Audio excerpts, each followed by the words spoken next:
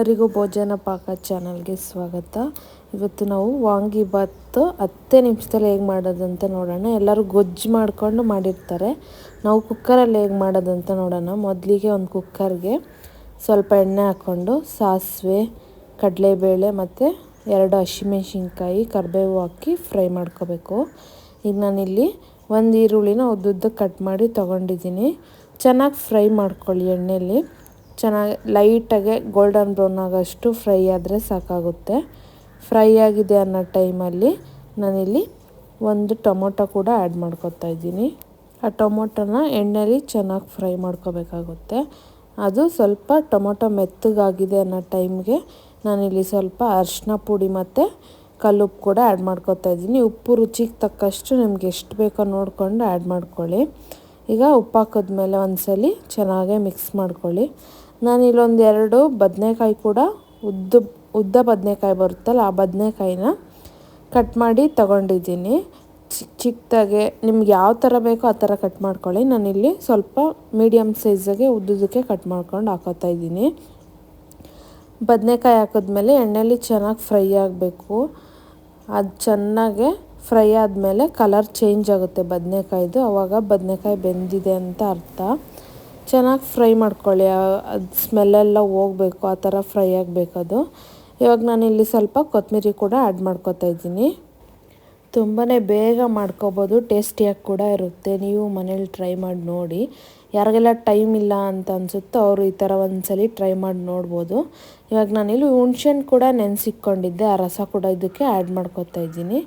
ಒಂದ್ಸಲಿ ಮಿಕ್ಸ್ ಮಾಡ್ಕೊಳ್ಳಿ. ಮಿಕ್ಸ್ ಮಾಡ್ಕೊಂಡಾದ್ಮೇಲೆ ನಾನಿಲ್ಲಿ ವಾಂಗಿಬಾತ್ ಪೌಡ್ರನ್ನ ಒಂದು 2 ಟೇಬಲ್ ಸ್ಪೂನಷ್ಟು ಆ್ಯಡ್ ಮಾಡ್ಕೊತಾ ಇದ್ದೀನಿ. ನೋಡಿ, ನಿಮಗೆ ಮಸಾಲೆ ಜಾಸ್ತಿ ಇರಬಾರ್ದು ಅನ್ನೋದಾದರೆ ಕಮ್ಮಿ ಆ್ಯಡ್ ಮಾಡ್ಕೊಳ್ಳಿ. ನನಗಿಲ್ಲಿ ಕರೆಕ್ಟಾಗಿ ಆಗುತ್ತೆ. 2 ಸ್ಪೂನ್ ಹಾಕಿದ್ರೆ 2 ಸ್ಪೂನ್ ಆ್ಯಡ್ ಮಾಡ್ಕೊತಾ ಇದ್ದೀನಿ. ಮತ್ತು ನಾನಿಲ್ಲಿ 1 ಸ್ಪೂನಷ್ಟು ಚಿಲ್ಲಿ ಪೌಡರ್ ಕೂಡ ಆ್ಯಡ್ ಮಾಡಿದ್ದೀನಿ. ಎಲ್ಲ ಹಾಕ್ಕೊಂಡು ಚೆನ್ನಾಗಿ ಫ್ರೈ ಮಾಡ್ಕೊತೀನಿ ಎಣ್ಣೆಯಲ್ಲಿ. ಫ್ರೈ ಮಾಡ್ಕೊಂಡ್ಮೇಲೆ 1 ಗ್ಲಾಸ್ ಅಕ್ಕಿಗೆ ನಾನು ಮಾಡ್ತಾ ಇರೋದಿಲ್ಲಿ 1 ಗ್ಲಾಸ್ ಅಕ್ಕಿಗೆ 2 ಗ್ಲಾಸ್ ನೀರು ಹಾಕ್ಕೊತಾ ಇದ್ದೀನಿ. ನೀರು ಹಾಕಿದ್ಮೇಲೆ ಚೆನ್ನಾಗಿ ಕುದಿ ಬರೋವರೆಗೂ ವೆಯ್ಟ್ ಮಾಡಿ. ಚೆನ್ನಾಗಿ ಮಿಕ್ಸ್ ಮಾಡ್ಕೊಳ್ಳಿ ಒಂದ್ಸಲಿ. ಅಕ್ಕಿ ಹಾಕೋಕ್ಕೆ ಮುಂಚೆ ಚೆನ್ನಾಗಿ ಮಿಕ್ಸ್ ಆಗಬೇಕದು, ಮಸಾಲೆ ಎಲ್ಲ ಚೆನ್ನಾಗಿ ಮಿಕ್ಸ್ ಆದಮೇಲೆ ಅಕ್ಕಿನ ಹಾಕೋಬೇಕಾಗುತ್ತೆ. ಅಕ್ಕಿ ನಾನು ಮುಂಚೆನೇ ನೆನೆಸಿಕ್ಕೊಂಡಿದ್ದೆ. ಅಕ್ಕಿನ ಇವಾಗ ಕುದಿ ಬಂದಮೇಲೆ ಆ್ಯಡ್ ಮಾಡ್ಕೊತಾ ಇದ್ದೀನಿ. ಇದು ನೀವು 3 ವಿಜಿಲ್ ಕೂಗಿಸ್ಕೊಂಡ್ರೆ ಸಾಕಾಗುತ್ತೆ, ಇಲ್ಲಾಂದರೆ 2 ವಿಜಿಲು. ಒಂದೊಂದು ಕುಕ್ಕರಲ್ಲಿ 3 ವಿಜಿಲ್ ಬೇಕಾಗುತ್ತೆ, ಒಂದೊಂದರಲ್ಲಿ 2ಕ್ಕೆ ಸರಿ ಹೋಗುತ್ತೆ. ಈಗ ನಾನಿಲ್ಲಿ ಲಿಡ್ನ ಕ್ಲೋಸ್ ಮಾಡ್ತಾಯಿದ್ದೀನಿ. ಲಿಡ್ನ ಕ್ಲೋಸ್ ಮಾಡಿ ಮೀಡಿಯಮ್ ಫ್ಲೇಮಲ್ಲಿ 2 ವಿಜಿಲ್ ಕೂಗಿಸ್ಕೊಳ್ಳಿ. ಇಲ್ಲ ನಮ್ಗೆ ಬೇಗ ಆಗಬೇಕು ಅನ್ನೋದಾದರೆ ಹೈ ಫ್ಲೇಮಲ್ಲಿ 3 ವಿಜಿಲ್ ಕೂಗಿಸ್ಕೊಂಡ್ರೆ ಕರೆಕ್ಟಾಗಿ ಆಗಿರುತ್ತೆ. ತುಂಬಾ ಟೇಸ್ಟಿಯಾಗಿರುತ್ತೆ. ಯಾರಿಗೆಲ್ಲ ವಾಂಗಿಬಾತ್ ಇಷ್ಟ ಆಗುತ್ತೋ ಅವ್ರಿಗೆ ಇದು ಕೂಡ ತುಂಬಾ ಇಷ್ಟ ಆಗುತ್ತೆ.